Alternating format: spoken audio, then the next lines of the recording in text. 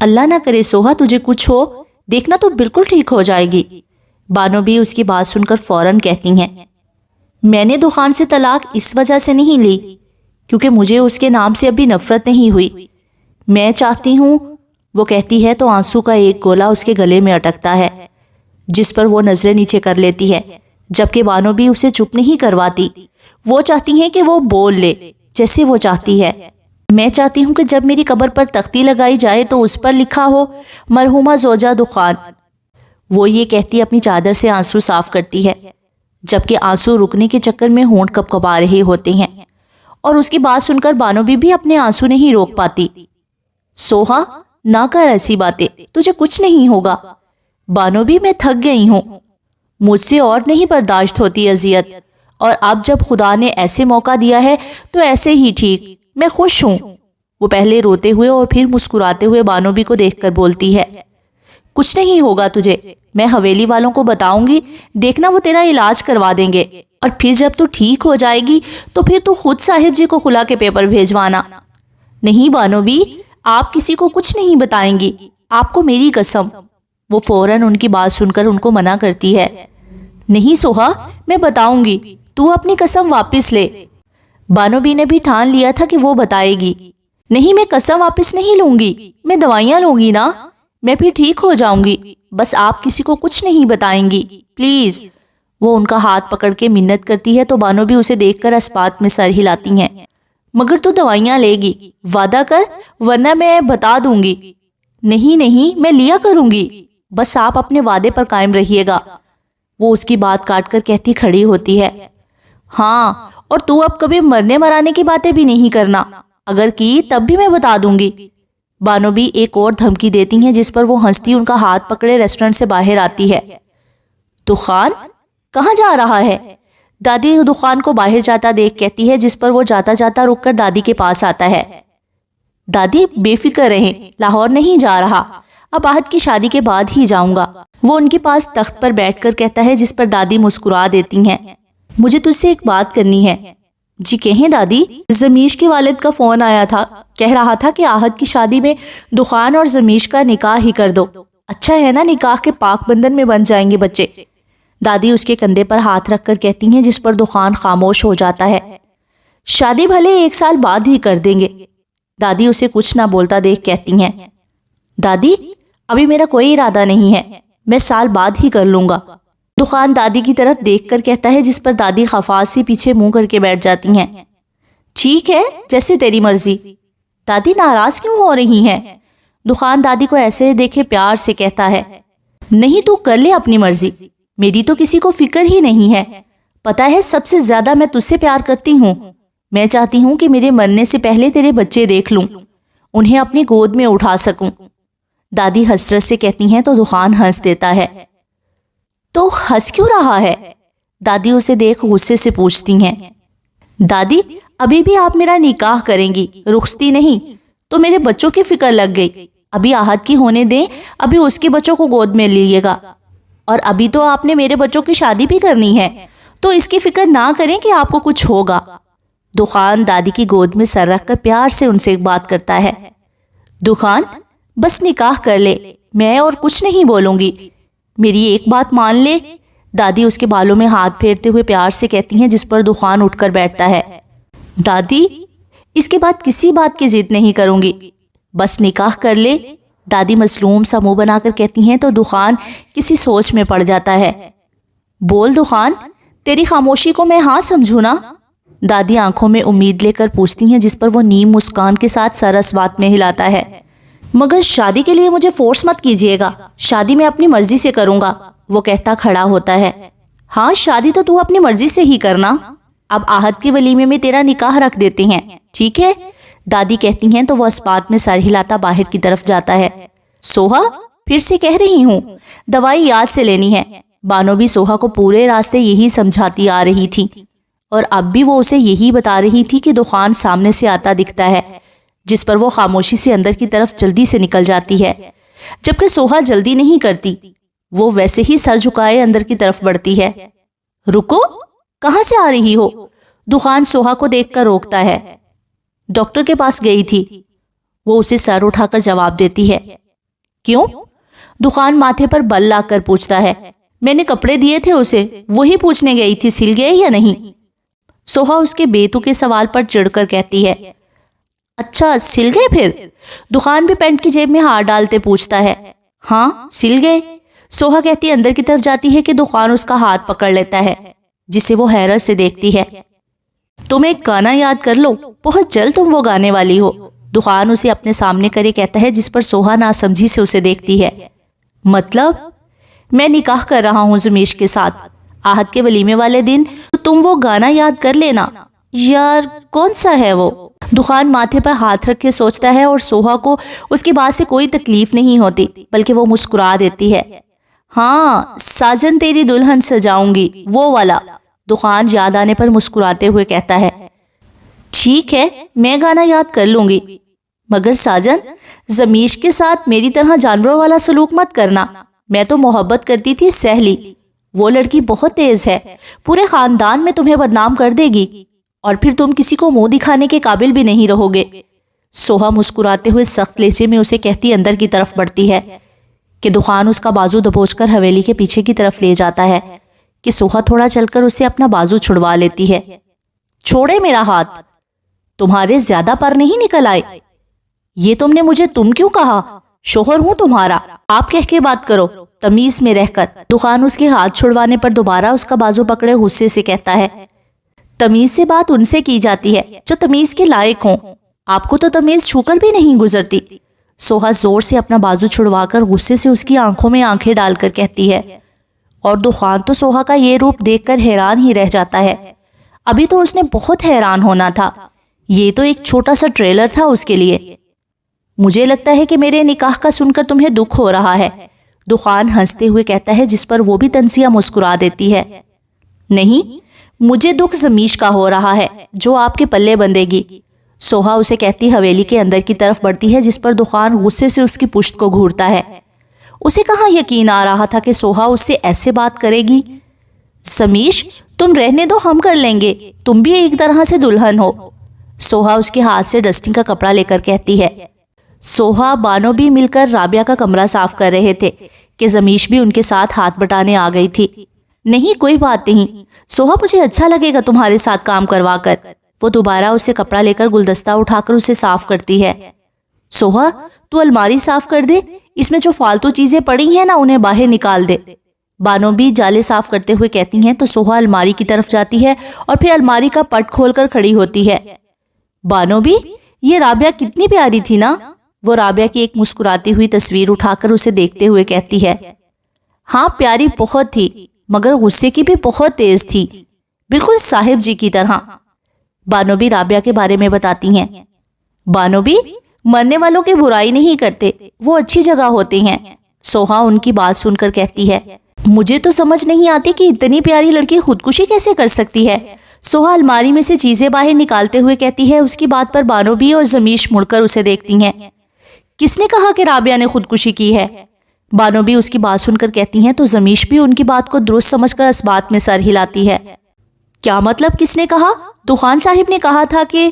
سوہا ان کی بات پر ناسمجھی سے کہتی ہیں، جس پر بانو بھی فوراً بات کاٹ کر ہاں خودکشی کی تھی رابعہ نے۔ وہ نظریں چرا کر کہتی ہے تو سوہا کے ماتھے پر بال آ جاتے ہیں۔ بانو بھی کچھ چھپا رہی ہیں آپ؟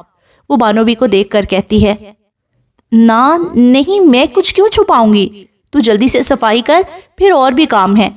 بانو بھی جلدی سے کہتی باہر کی طرف جاتی ہیں، جس پر سوہا زمیش کی طرف دیکھتی ہے۔ وہ مجھے بابا کو کال کرنی تھی تو میں کر کے آتی ہوں۔ زمیش مسکرا کر باہر کی طرف جاتی ہے اور سوہا سوچ میں پڑ جاتی ہے کہ بانو بھی نے ایسا کیوں کہا کہ کس نے کہا رابعہ نے خودکشی کی ہے؟ کیا بات ہو سکتی ہے؟ سوہا سوچتی ہوئی الماری میں سے دوبارہ کچھ چیزیں نکالتی ہے کہ اس کے پاؤں میں اوپر آ کر کچھ گرتا ہے، جسے وہ اٹھا کر دیکھتی ہے تو وہ ایک خوبصورت سی پنک کلر کی ایک ڈائری ہوتی ہے۔ یہ کیا؟ رابعہ کی ڈائری؟ وہ ڈائری کو ہاتھ میں لے کر دیکھتے ہوئے کہتی ہے، مجھے کیوں لگ رہا ہے کہ کچھ ہے جو حویلی والے دخان سے چھپانا چاہتے ہیں۔ کیا ہے ایسا؟ وہ بانوی کی بات کو سوچ کر کہتی ہے، شاید اس میں کچھ ایسا ہو۔ سوہا نے تو ابھی تک الماری صاف نہیں کی، وہ ابھی سوچ ہی رہی ہوتی ہے کہ بانو بھی فوراً کمرے میں آتی ہیں، جنہیں دیکھ کر وہ ڈائری پیچھے چھپاتی ہے۔ ہاں بس کر رہی ہوں۔ جلدی کر، پھر اور بھی کام ہے۔ بانو بھی کہتی باہر چلی جاتی ہیں اور سوہا ڈائری کو لیے اپنے کمرے میں جاتی ہے اور کمرے میں آ کر اسے اپنے بیڈ کے نیچے رکھ کر دوبارہ رابعہ کے کمرے میں آ کر اپنا کام شروع کرتی ہے جو وہ چھوڑ کر گئی تھی۔ مجھے ماما کے پاس جانا ہے، مجھے ماما کے پاس جانا ہے۔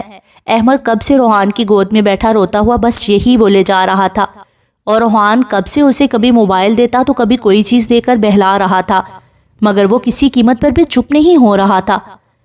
روحان، لے آؤ کشف کو، پتہ نہیں وہ بچی کہاں گئی ہوگی، اس کا تو کوئی ہے بھی نہیں جس کے پاس وہ جائے گی۔ آسیہ احمد کی حالت دیکھ کر روحان سے کہتی ہیں، امی وہ نہیں آئے گی اس گھر میں، اور بہت جگہ ہے اس کے رہنے کی، رہ لے گی کہیں۔ روحان ماتھے پر بل ڈالے کہتا ہے، روحان بیٹا، جو ہوا اسے چھوڑ دو، وہ تم سے معافی مانگ تو رہی ہے، اسے اپنی غلطی کا احساس ہے، بیٹا اسے معاف کر کے گھر لے آؤ، دیکھو بچہ کیسے رو رہا ہے اپنی ماں کے لیے۔ امی نہیں ہے اس کی غلطی کی کوئی بھی معافی، میں نہیں کر سکتا اس کو معاف، اور یہ بچے میرے ہیں اس کے نہیں ہیں۔ روحان کی آواز غصے سے تیز ہو جاتی ہے، اپنے باپ کو کیا کہو گے، سوچا ہے کچھ؟ ہاں جو سچ ہے وہ بتاؤں گا، دیکھنا ابو بھی مجھے ہی ٹھیک کہیں گے، اسے جیسے یقین تھا۔ روحان اپنے بچوں پر ترس کھاؤ بیٹا، دیکھو تو اس کی حالت کیا ہو گئی ہے۔ آسیہ احمد کو مسلسل روتا دیکھ کر کہتی ہیں، امی چپ ہو جائے گا یہ، آپ اس کی فکر مت کریں، میں سنبھال لوں گا اسے۔ روحان کہتا اسے لیے کھڑا ہوتا باہر کی طرف جاتا ہے۔ دادو، ماما نہیں آئیں گی کیا؟ صفا روحان کے جانے کے بعد آسیہ سے پوچھتی ہے، آئے گی بیٹا آپ کی ماما؟ ابھی دادو آ جائیں تو پھر ان سے کہنا۔ وہ اسے پیار کرتے ہوئے کہتی ہیں تو وہ اس بات میں سر ہلا دیتی ہے۔ یہ آپ کے کپڑے۔ سوہا دخان کے کمرے میں اس کے استری شدہ کپڑے رکھ کر کہتی جاتی ہی ہے کہ دخان اسے روکتا ہے، تم نے گانا یاد کر لیا؟ وہ سگریٹ کا ایک کش لگاتا ہوا مسکراتا ہوا پوچھتا ہے۔ ہاں کر لیا، وہ کہتی جانے لگتی ہے کہ اسے کچھ یاد آنے پر رکتی ہے۔ میں نے کل رات ایک خواب دیکھا تھا کہ مجھے ایک جان لیوا بیماری ہو گئی ہے۔ سوہا دخان کے سامنے کھڑے ہو کر کہتی ہے، جس پر دخان کا ہاتھ سگریٹ پیتے ہوئے رک سا جاتا ہے۔ اگر مجھے ایسی بیماری ہو گئی تو آپ کا کیا ری ایکشن ہوگا؟ وہ اسے دیکھتے ہوئے پوچھتی ہے، جس پر دخان سگریٹ پھینک کر کھڑا ہوتا ہے۔ اللہ نہ کرے کہ تمہیں کبھی ایسی بیماری ہو، کچھ بھی ہے مگر تم بیوی ہو میری، بھلے ہی ظلم کرتا ہوں مگر اتنا تو ہے کہ تمہارے بارے میں برا کبھی نہیں سوچ سکتا کہ تمہیں کچھ ایسا ہو۔ ایسی باتیں منہ سے مت نکالا کرو۔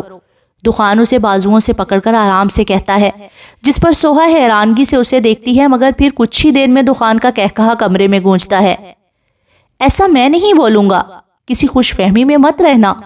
دخان دوبارہ بیٹھ کر اپنی پھینکی ہوئی سگریٹ اٹھا کر ہونٹوں سے لگاتا ہے۔ مجھے پتا تھا کہ آپ کبھی بھی یہ نہیں کہہ سکتے۔ سوہا اسے دیکھ کر کہتی ہے، ہاں اگر اس دن تم میری بات مان لیتی تو مجھے تمہارا دکھ ہوتا۔ دخان سگریٹ کا دھواں ہوا کے سپرد کرے ہوئے مسکرا کر کہتا ہے، نہیں آپ ایسے ہی ٹھیک ہیں۔ سوہا کہتی باہر کی طرف جاتی ہے۔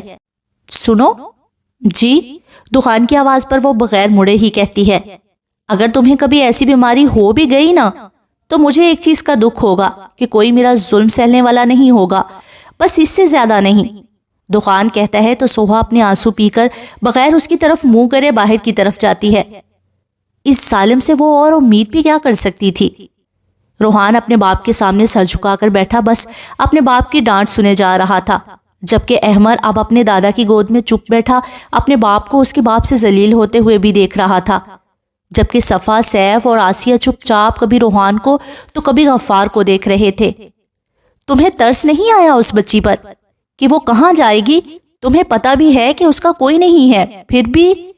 غفار غصے سے روحان کو دیکھ کر کہتے ہیں، جو ایک نظر اپنے باپ کو دیکھ کر دوبارہ نظریں جھکا لیتا ہے، جب اسے میری بہن پر ترس نہیں آیا تو مجھے بھی نہیں آیا، اور آپ لوگ مجھے کہہ رہے ہیں کوئی یہ کیوں نہیں دیکھ رہا کہ آج سوہا جس حال میں ہے وہ کشف ہی کی غلطی کی وجہ سے ہے؟ نہ وہ رابعہ کے گھر والوں کو فون کرتی، نہ آج یہ دن آتا۔ روحان بھی غصے سے کہتا ہے، کشف کا ارادہ ٹھیک تھا مگر طریقہ غلط تھا، لیکن تمہیں اس کے ارادے کو دیکھنا چاہیے۔ اس نے چاہا کہ رابعہ کی عزت رہ جائے بس۔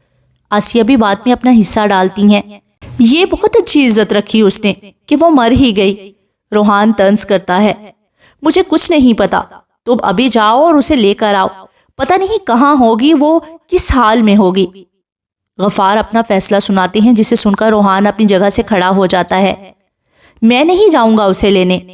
آپ کو سوہا کا نہیں مگر مجھے خیال ہے سوہا کا. کشف کی وجہ سے اس دخان نے میری بہن کا جینا حرام کر دیا ہے. اگر تم ایسا کرو گے تو دخان اور تم میں کیا فرق رہ جائے گا؟ اگر وہ تمہاری بہن سے بدلہ لے رہا ہے تو تم بھی اپنی بہن کا بدلہ کشف سے لے رہے ہو، بلکہ تم دخان سے زیادہ قصوروار ہو. اس نے تو چلو تمہاری بہن کو رہنے کے لیے چھت دی ہے، تم نے کشف سے چھت ہی چھین لی، یہ جانتے ہوئے بھی کہ اس کا اس گھر کے علاوہ اور کوئی گھر بھی نہیں ہے.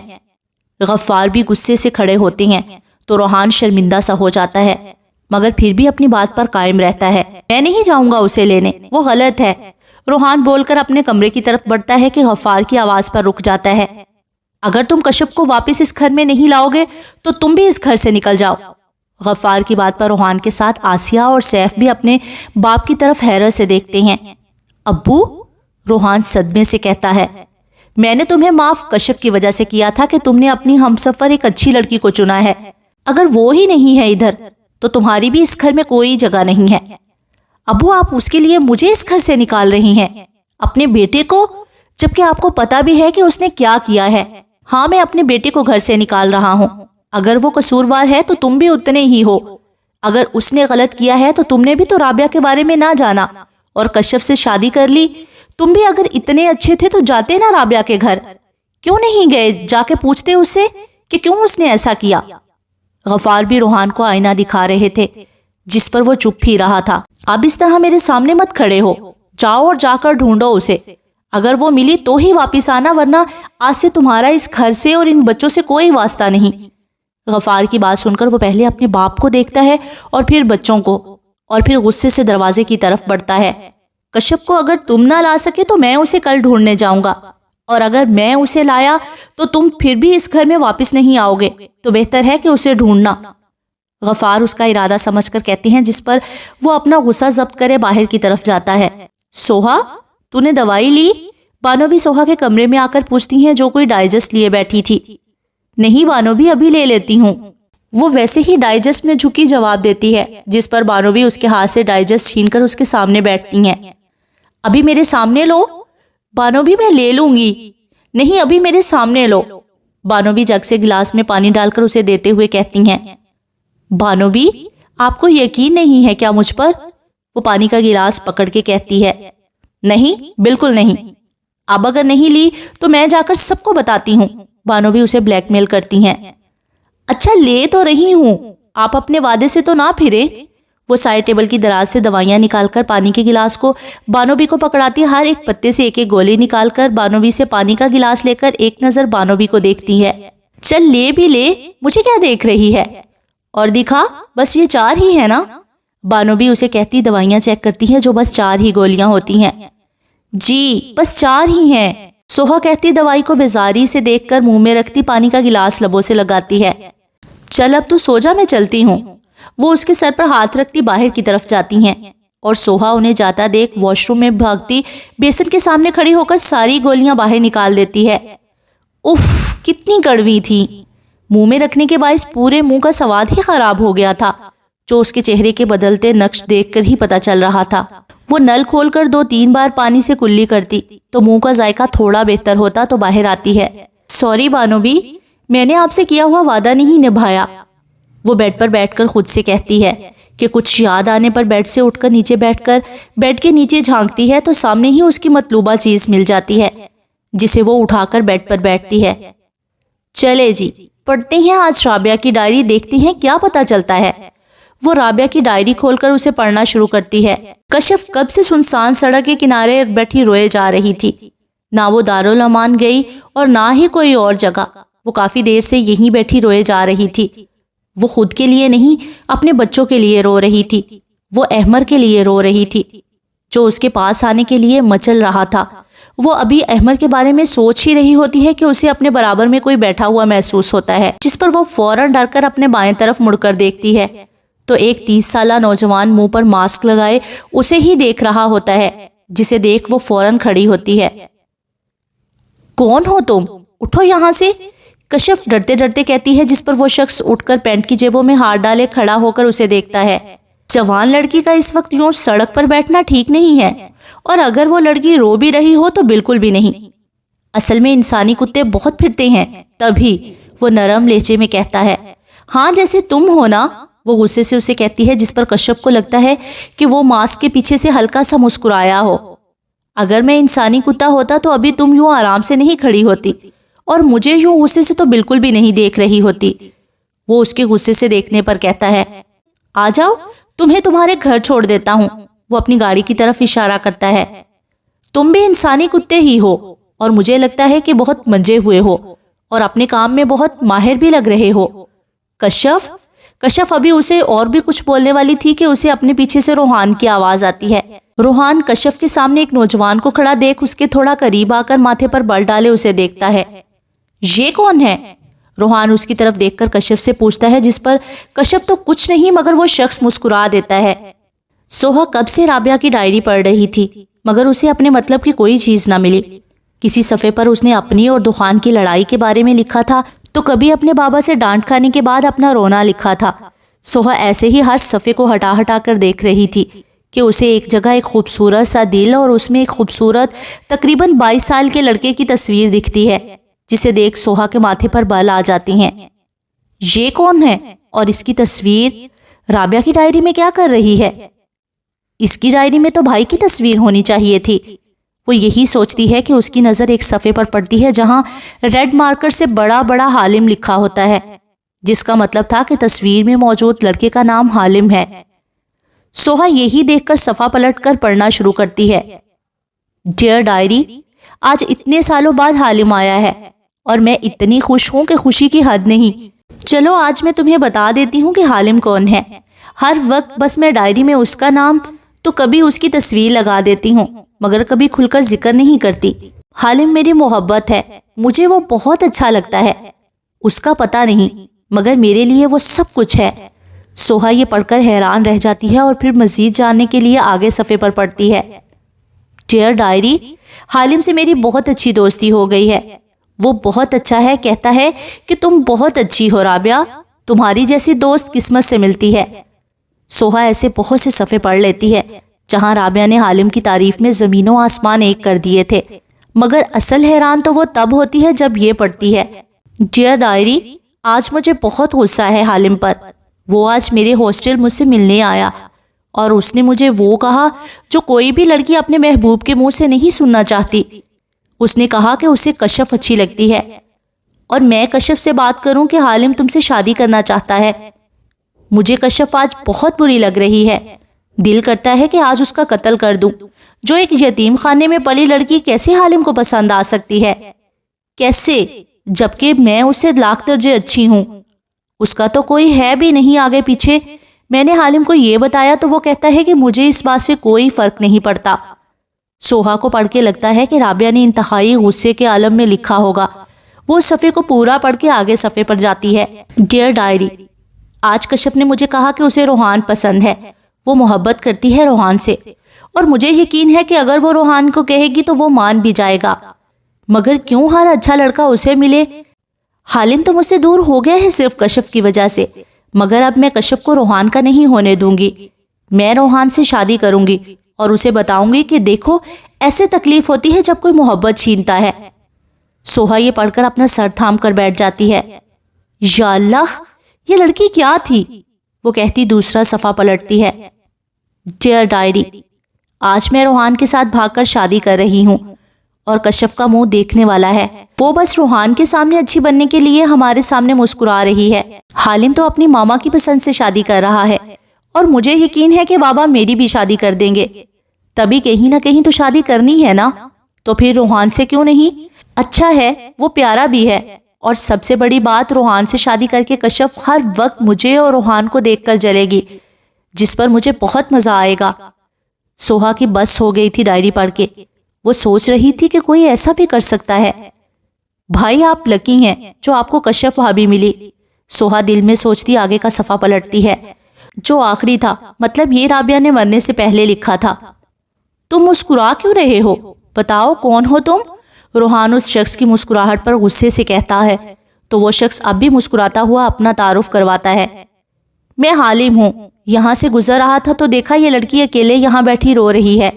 میں سمجھا شاید گھر کا راستہ وغیرہ بھول گئی ہوگی، مگر یہاں آ کر مجھے کچھ اور ہی لگ رہا ہے۔ وہ کشف کو دیکھ کر کہتا ہے جو اب روحان کے برابر میں کھڑی تھی، تم اپنے کام سے کام رکھو، چلو کشف۔ روحان اسے غصے سے کہتا کشف کا ہاتھ پکڑے لے کر جاتا ہے کہ اس کی آواز پر رک جاتا ہے۔ جب ہیرا ملا ہے تو قدر کرو اس کی، ورنہ بہت سے لوگ ترس رہے ہیں قیمتی ہیرے کے لیے۔ تم خوش قسمت ہو، ہیرے نے تمہیں خود چنا ہے۔ حالم کی آواز پر روحان کے ساتھ کشف بھی مڑ کر اسے دیکھتی ہے، مگر حالم اب اپنی گاڑی کی طرف بڑھ رہا ہوتا ہے۔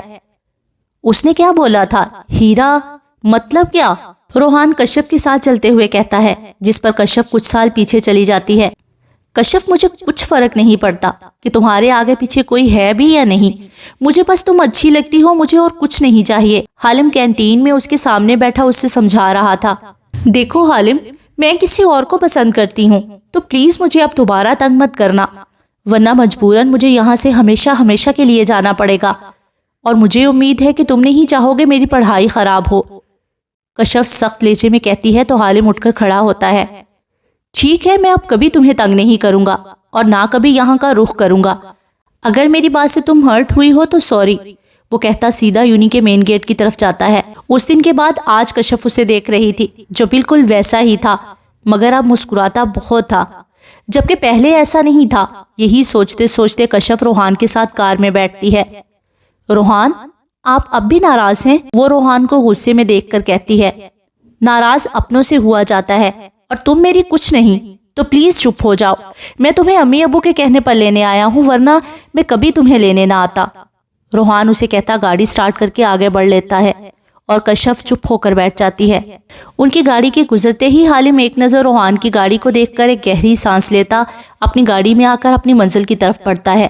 ڈیئر ڈائری، بابا عین وقت پر وہاں پہنچ گئے تھے اور یوں میں جا نہیں سکی، اور دخان جب روحان کے گھر گیا تو اس کے گھر والوں نے مجھے کتنا برا بھلا کہا، اور روحان نے کشف سے شادی بھی کر لی۔ اس نے مجھے جلانے کے لیے اپنی پک بھی سینڈ کی۔ مجھے ان دونوں پر بہت غصہ ہے، دل کر رہا ہے کہ مار دوں دونوں کو، مگر خیر میری محبت مجھے دوبارہ مل رہی ہے۔ بابا نے میرا رشتہ حالم سے طے کر دیا ہے۔ میں گھر والوں کے سامنے تو منع کر رہی ہوں کہ مجھے روحان سے ہی شادی کرنی ہے، تاکہ وہ بھی سمجھیں کہ ہاں واقعی بچی روحان سے محبت کرتی تھی۔ آج میں بہت خوش ہوں، پرسوں میں حالم کے نکاح میں آ جاؤں گی، پھر سب ٹھیک ہو جائے گا۔ اب کشف سے کیا بدلہ لوں؟ حالم تو اب میرا ہونے جا رہا ہے نا۔ اب مجھے شدت سے انتظار ہے جمعے کا۔ سوہا اس کے آخری الفاظ پڑھ کر ڈائری بند کر دیتی ہے اور حیران بھی ہوتی ہے۔ اگر رابعہ خوش تھی تو وہ خودکشی کیسے کر سکتی ہے؟ وہ یہی سوچتی ہے، پھر کسی خیال کے تحت ڈائری اٹھا کر بیڈ کے نیچے رکھ کر بانوبی کے کمرے کی طرف جاتی ہے۔ اس کا ارادہ بانوبی سے مزید پوچھنے کا تھا۔ بانوبی، آپ سے ایک بات کرنی ہے۔ وہ بانوبی کے کمرے میں آ کر دروازہ بند کرے کہتی ہے، تو سوئی نہیں ابھی تک؟ کیا بات پوچھنی ہے؟ بانوبی اپنی ٹانگ خود دباتے ہوئے کہتی ہیں تو سوہا اٹھ کر ان کے پاس آتی ان کی ٹانگ دباتی بات شروع کرتی ہے۔ بانوبی، یہ حالم کون ہے؟ وہ پوچھتی ہے تو بانوبی اسے حیرت سے دیکھتی ہیں۔ حالم دور کے رشتہ دار کا بیٹا ہے، مگر یہاں ان کا آنا جانا بہت ہے، بہت اچھا بچہ ہے۔ مگر تم کیوں پوچھ رہی ہے؟ بانوبی بتا کر پوچھتی ہیں۔ حالم کا رشتہ بھی ہوا تھا رابعہ سے؟ وہ کہتی ہے تو بانوبی کے ماتھے پر بال آ جاتے ہیں۔ ہاں، مگر شادی نہیں ہو سکی۔ لیکن تجھے اتنا سب کچھ کس نے بتایا؟ ان کی سوئی ابھی بھی وہیں اٹکی تھی۔ بانوبی، وہ چھوڑیں کہ کس نے بتایا ہے، آپ آج مجھے یہ بتائیں کہ رابعہ کو کس نے مارا تھا، کیونکہ اتنا تو مجھے یقین ہے کہ اس نے خودکشی نہیں کی، کہ کسی نے نہیں مارا تھا وہ۔ بانوبی، جھوٹ مت بولیے گا، آپ کو میری قسم، میں ویسے ہی بیمار ہوں۔ سوہا بھی ٹھیک بلیک میل کرتی ہے، جس پر بیچاری بانوبی مظلوم سا منہ بنا کر اسے بتاتی ہیں، رابعہ نے خودکشی نہیں کی تھی، اس کا پیر پھسلا تھا اور وہ نیچے گر گئی تھی۔ مگر یہ بات بھی ہمیں رابعہ کے انتقال کے 2 مہینے بعد پتہ چلی تھی، جب سکینہ یہاں کی ملازمہ اور میری نند چھٹیوں سے واپس آئی تھی۔ بانوبی کہتی ہیں تو وہ اس بات میں سر ہلا کر انہیں غور سے سنتی ہے۔ جب میں اور وہ کچن میں کام کر رہی تھی تو میں نے بات شروع کی کہ رابعہ بی بی کو خودکشی نہیں کرنی چاہیے تھی، جس پر وہ حیرانگی سے میری طرف دیکھتی کہتی ہے کہ کب رابعہ بی بی نے خودکشی کی؟ پھر اس نے مجھے بتایا کہ جب وہ اوپر کپڑے ڈال رہی تھی تو رابعہ بی بی چھت کے کونے پر چڑھ کر بیٹھ گئی تھی۔ کہتی میں نے کہا بھی کہ بی بی آپ گر جائیں گی، مگر وہ نہیں مانی اور پھر خود ہی تھوڑی دیر بعد بیٹھ کر اٹھنے لگی تو پاؤں اوپر رکھنے کی جگہ انہوں نے نیچے رکھ دیا تھا اور یوں وہ چھت سے گر کر فوت ہو گئی۔ میں نے اس کی بات سن کر پھر سارے حویلی والوں کو بتایا تھا۔ بانو بھی بات مکمل کر کے اسے دیکھتی ہیں جو ان کی بات ختم ہونے پر سوچ میں پڑ جاتی ہے۔ اگر بانو بھی سب کو پتا ہے تو پھر دخان کو کیوں نہیں پتا کہ اس کی بہن نے خودکشی نہیں کی؟ وہ اپنے دماغ میں آیا ہوا سوال پوچھ لیتی ہے۔ ایک بار بتایا تھا بڑے صاحب نے دخان صاحب کو، جس پر وہ اتنا غصہ ہوئے کہ سوچ ہے۔ وہ رابعہ کی موت کو حادثاتی موت سمجھنے کی بجائے اپنے باپ کو ہی غلط کہہ رہے تھے۔ اسی لیے پھر دادی نے کہا کہ جب بھی اس سے بات کرتے ہیں یہ ہم سے بدگمان ہونے لگتا ہے، تو اسی لیے اب کوئی بھی اس سے یہ نہیں کہے گا کہ رابعہ کی موت ایک حادثہ تھی، بلکہ یہی کہیں گے کہ اس نے خودکشی کی تھی۔ بانو بھی ساری بات سوہا کو بتا دیتی ہیں۔ یہ تو غلط تھا نا دخان کے ساتھ، سوہا فوراً کہتی ہے، مگر یہ لوگ بھی کیا کرتے؟ اب ایک اولاد بچی تھی انور صاحب کے پاس، اگر وہ بھی بدگمان ہو جاتا تو وہ کیا کرتے؟ مگر یہ ہے کہ رابعہ کی سچائی سب کے سامنے آ گئی تھی۔ اس کی کوئی ڈائری سعد نے پڑھی تھی، وہ بھی دخان صاحب کو بتایا تھا، مگر اس پر بھی انہوں نے یقین نہیں کیا۔ دخان کو ڈائری پڑھائی تھی؟ نہیں، وہ اس وقت باہر تھے، تبھی کال پر بات کی تھی اور پھر سب نے رابعہ کا ذکر بھی کرنا ترک کر دیا تھا۔ اچھا، اب میں نے تجھے سب بتا دیا ہے، اب تو جا سو جا، صبح مہندی ہے، بہت کام ہوں گے، وہ کہتی ہیں تو وہ سوہا سارا اس بات میں ہلاتی کھڑی ہوتی باہر کی طرف جاتی ہے۔ اسے اب ساری بات سمجھ آ گئی تھی، جبکہ کسی گہری سوچ میں بھی گم تھی۔ سوہا بانوبی کے کمرے سے نکلتی اپنے کمرے کی جانب بڑھ رہی تھی کہ اسے دخان سیڑھیاں چڑھتا اوپر آتا دکھائی دیتا ہے۔ دخان بھی سوہا کو دیکھ کر چونکا تھا، تبھی اسے دیکھتے ہوئے ہی اوپر آ رہا تھا۔ سوہا اسے آتا دیکھ نظریں نیچے کرے اپنے کمرے کی طرف بڑھتی ہے۔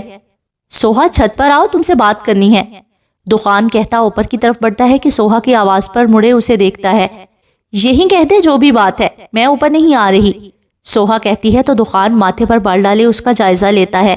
مجھے لگتا ہے کہ تمہارا دماغ خراب ہو گیا ہے، تبھی مجھے میرے منہ پر منع کر رہی ہو۔ دخان طنزیہ مسکراتا ہے۔ نہیں، ابھی تو دماغ درست ہوا ہے، خراب تو پہلے تھا۔ سوہا بھی اس کی مسکراہٹ دیکھ کر اس پر طنز کرتی ہے۔ تم کہنا کیا چاہ رہی ہو؟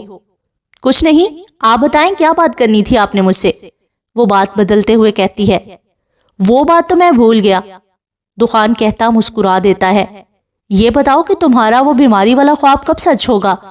وہ پینٹ کی جیبوں میں دونوں ہاتھ ڈالے تھوڑا جھک کر کہتا ہے، اور سوہا اس کے سوال پر دکھ سے اسے دیکھتی ہے اور سوچتی ہے کہ اگر میں اسے اپنی بیماری کا بتا بھی دوں تب بھی اسے کوئی فرق نہیں پڑے گا، یہ ہمیشہ سنگ دل ہی رہے گا۔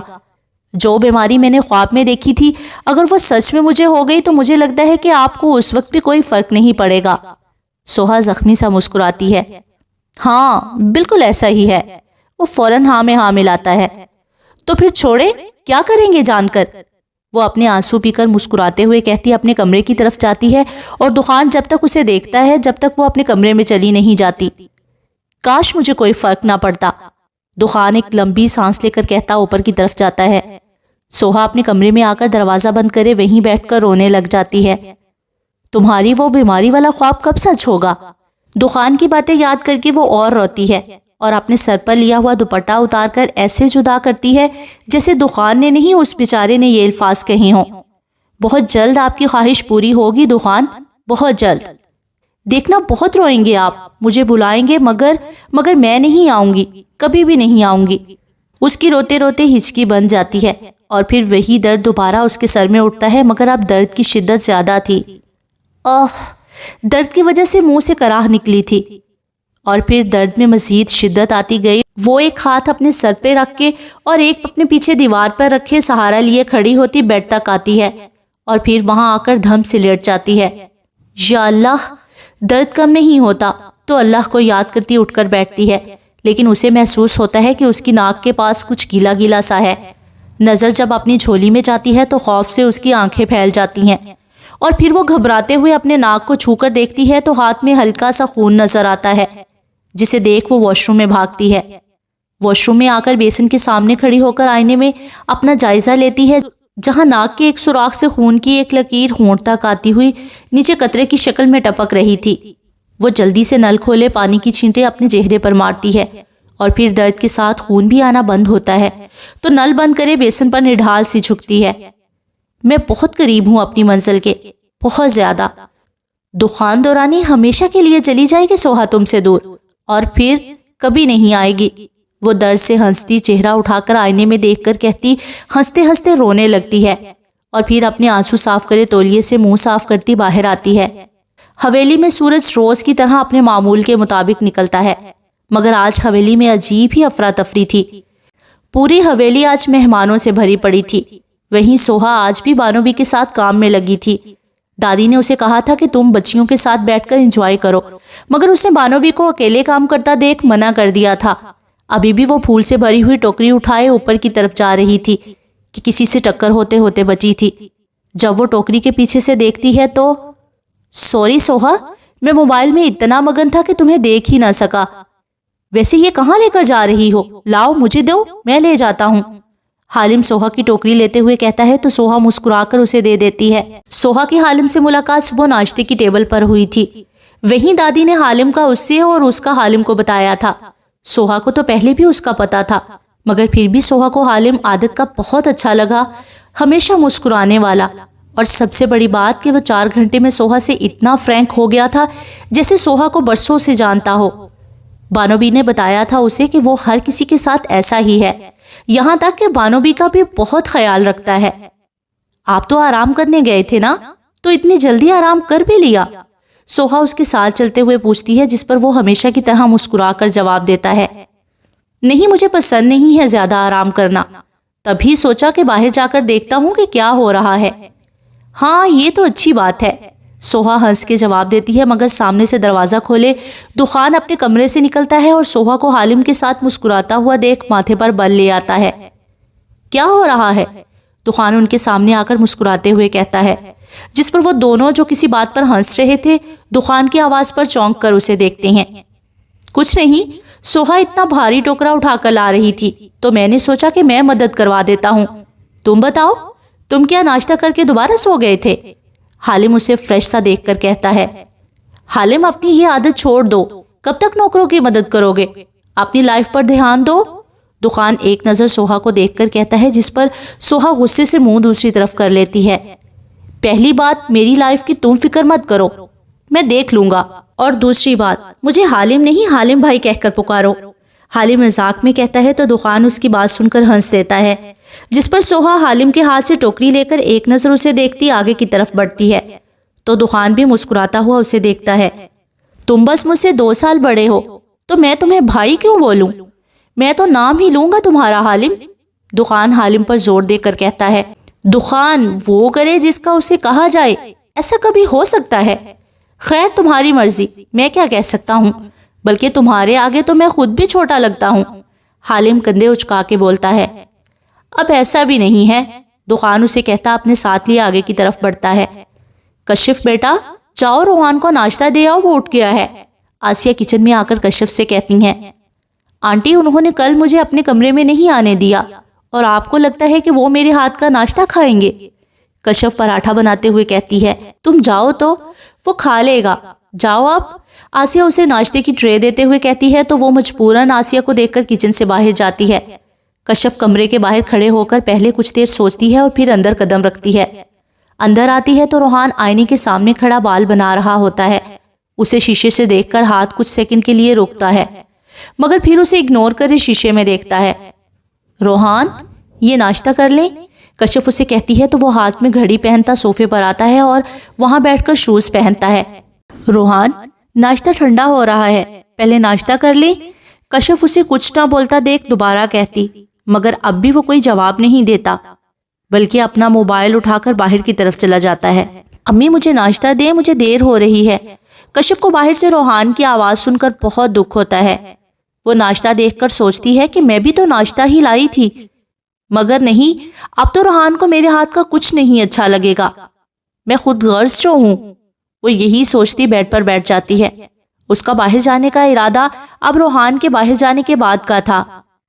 کیا ہوا سوہا، تمہارا منہ کیوں اترا ہوا ہے؟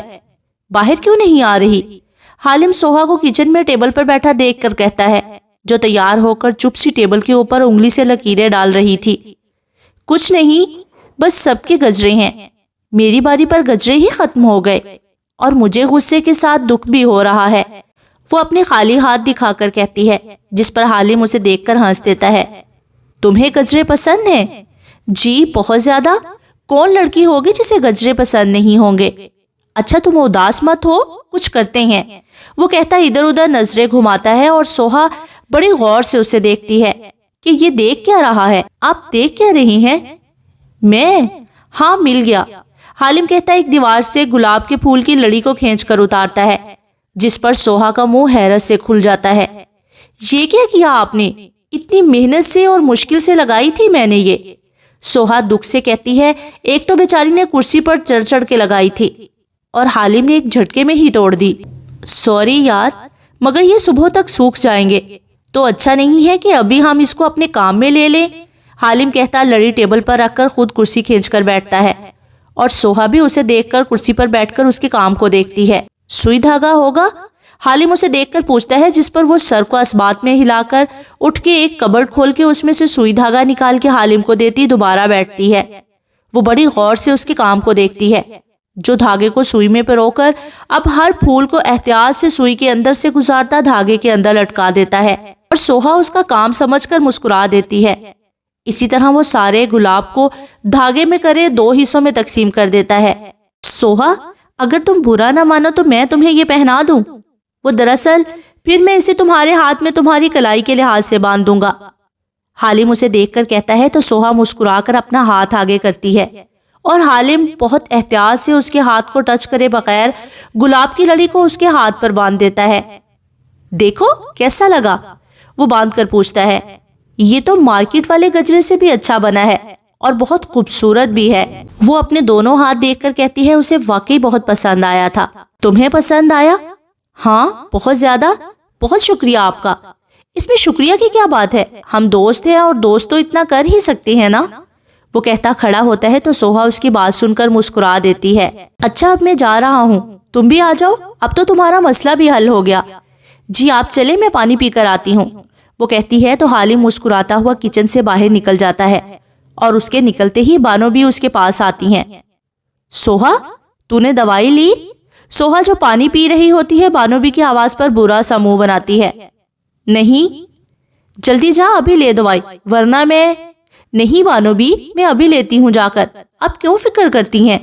سوہا جلدی سے ان کی بات کاٹ کر کہتی پانی ایک ہی سانس میں ختم کرتی کچن سے باہر جاتی ہے اور بانو بھی باہر آ کر جب تک اسے دیکھتی ہیں جب تک وہ اپنے کمرے میں چلی نہیں جاتی۔ اس لڑکی کو بھی بچوں کی طرح رکھنا پڑتا ہے، بانو بھی کہہ کر باہر آ جاتی ہیں۔ تم کہاں تھے حالم؟ حالم کے آنے پر دخان پوچھتا ہے۔ وہ میں اندر گیا تھا۔ دیکھا تو سوہا کچن میں منہ بنا کر بیٹھی ہے۔ کیوں؟ اسے کیا ہوا؟ دخان اس کی بات پر ماتھے پر بل ڈالے پوچھتا ہے۔ اس کے پاس گجرے نہیں تھے، تبھی سیڈ تھی، پھر میں نے اسے گجرے بنا کر دیے ہیں تو خوش ہو گئی، حالم مسکرا کر بتاتا ہے، جس پر دخان کی آنکھوں میں غصہ سا آ جاتا ہے۔ اچھا تم ادھر کھڑے ہو، میں آتا ہوں انکل کی بات سن کر۔ حالم کہتا انور کے پاس جاتا ہے جو اسے ہی بلا رہے ہوتے ہیں اور دخان اپنی مٹھیاں غصے سے بند کرتا اندر کی طرف جاتا ہے۔ سوہا کمرے میں آ کر بے دلی سے دوائیاں اٹھا کر ہر ایک پتے میں سے گولی نکالتی اپنی ہتھیلی پر رکھتی ہے اور پھر اسے دیکھتی پانی کا گلاس اٹھا کر بس پانی پی لیتی ہے، جبکہ گولیاں اب بھی اس کے ہاتھ میں موجود تھیں، جنہیں وہ غور سے دیکھ کر ڈسٹ بن میں پھینک دیتی ہے اور پھر ہاتھ جھاڑ کر جیسے مڑتی ہے تو دخان دروازے میں کھڑا غصے سے اسے گھور رہا ہوتا ہے، جسے دیکھ کر پہلے تو وہ ڈر جاتی ہے مگر پھر خود کو سنبھال کر اس سے مخاطب ہوتی ہے۔ کچھ چاہیے تھا آپ کو؟ وہ پوچھتی ہے تو دخان اندر آ کر دروازہ بند کر کے اسے لاک کرتا اس کی طرف بڑھتا ہے، جسے دیکھ کر سوہا خوف سے پیچھے کی طرف قدم بڑھاتی ہے۔ دخان، نیچے سارے موجود ہیں، وہ کہتی ہے تو دخان ہنس دیتا ہے۔ تو آپ، وہ کہتی پیچھے دیوار سے جا لگتی ہے اور دخان اس کے قریب آ کر دونوں ہاتھ دیوار پر رکھے اس کے فرار کے سارے راستے بند کر دیتا ہے۔ کیوں ڈر لگ رہا ہے مجھ سے؟ وہ اسے یوں دیکھ کر کہتا ہے، جس پر وہ ایک نظر اسے دیکھے نظریں دوبارہ جھکا لیتی ہے۔ میری طرف دیکھو، وہ غصے سے کہتا ہے تو سوہا ڈر کے آنکھیں بند کر لیتی ہے۔ دخان کو وہ آنکھیں بند کرے ڈری سی سہمی سی بہت پیاری لگتی ہے، اوپر سے وہ تیار بھی ہوئی تھی۔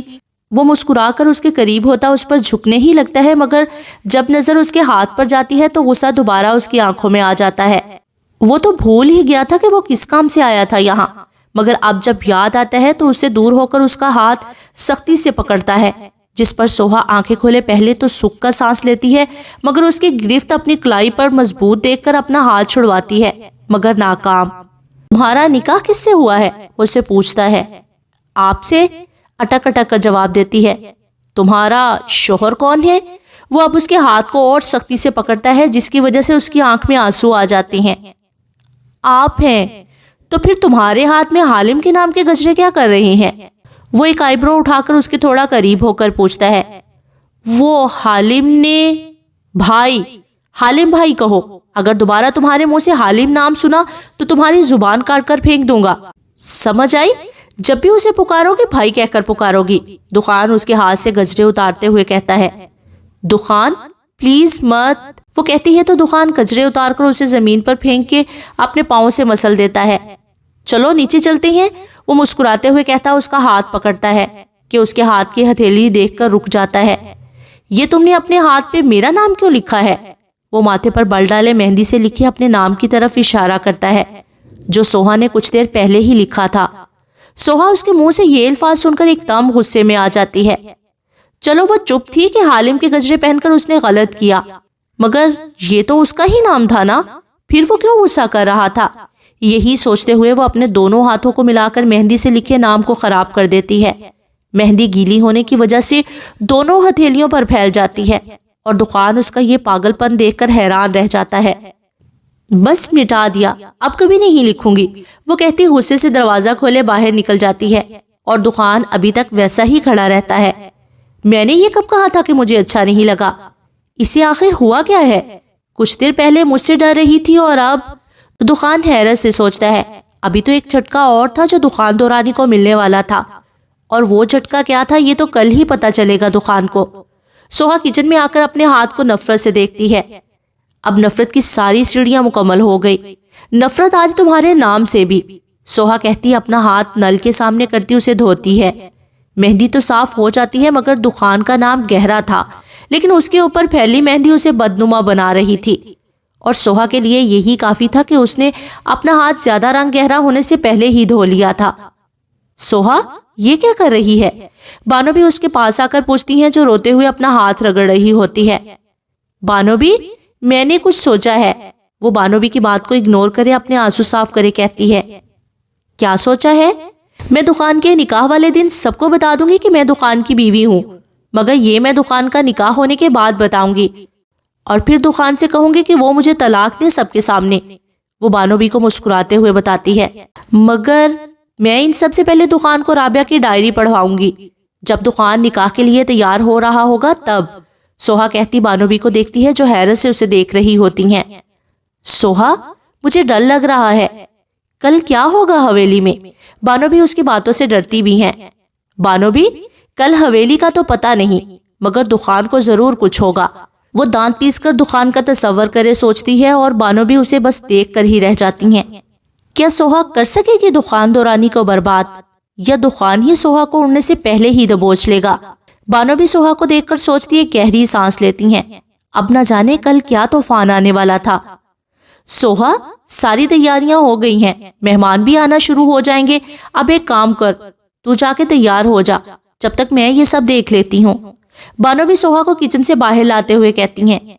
اچھا ٹھیک ہے بانو بھی، وہ مختصر سا کہتی اپنے کمرے کی جانب بڑھتی ہے۔ آج نہ جانے کیوں اس کے درد صبح سے مسلسل ہو رہا تھا، کبھی درد شدت اختیار کرتا تو کبھی نیم سا ہو جاتا۔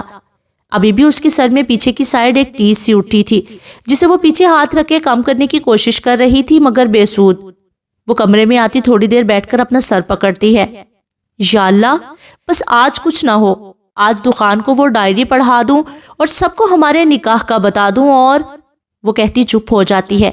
جب طلاق مانگنے لگوں تب بھلے کچھ ہو جائے، یہ کہتے ہوئے اس کی آنکھ سے ایک آنسو گرتا ہے جسے وہ صاف کر کے اٹھ کر الماری سے اپنے کپڑے نکال کر واش روم جاتی ہے، اور جب واپس آتی ہے تو وائٹ فراک جس پر کہیں کہیں چھوٹے چھوٹے موتیوں سے کام ہوا ہوتا ہے، اور لمبا ہم رنگ شیفون کا دوپٹہ جسے وہ بیڈ پر رکھ کر آئینے کے سامنے آ کر سب سے پہلے اپنا میک اپ کرنا شروع کرتی ہے۔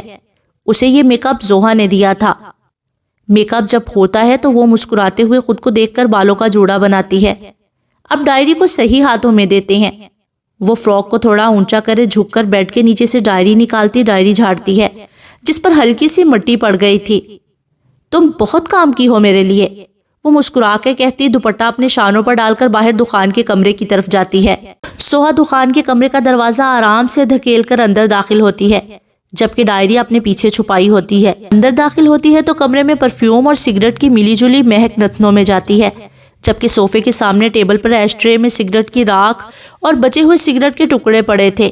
وہ انہیں دیکھ کر کمرے میں نظر گھماتی ہے تو دخان آئینے کے سامنے کھڑا تیار سا پرفیوم اپنے اوپر چھڑک رہا ہوتا ہے۔ دخان نے ابھی نہیں دیکھا تھا اسے، تبھی وہ اسے غور سے دیکھ کر مسکرا رہی تھی، جو سفید کاٹن کی شلوار قمیض پر براؤن ویسٹ کوٹ پہنے بلا کا حسین لگ رہا تھا۔ وہ مسکراتی ہوئے اس کے پیچھے آ کر کھڑی ہوتی ہے تو دخان کا ہاتھ اسے دیکھ کر پرفیوم چھڑکتے ہوئے رک سا جاتا ہے۔ اب نظارہ ایسا تھا کہ آئینے میں دونوں کا عکس نظر آ رہا تھا۔ دونوں ایک مکمل جوڑی لگ رہے تھے، ایک خوبصورت جوڑی۔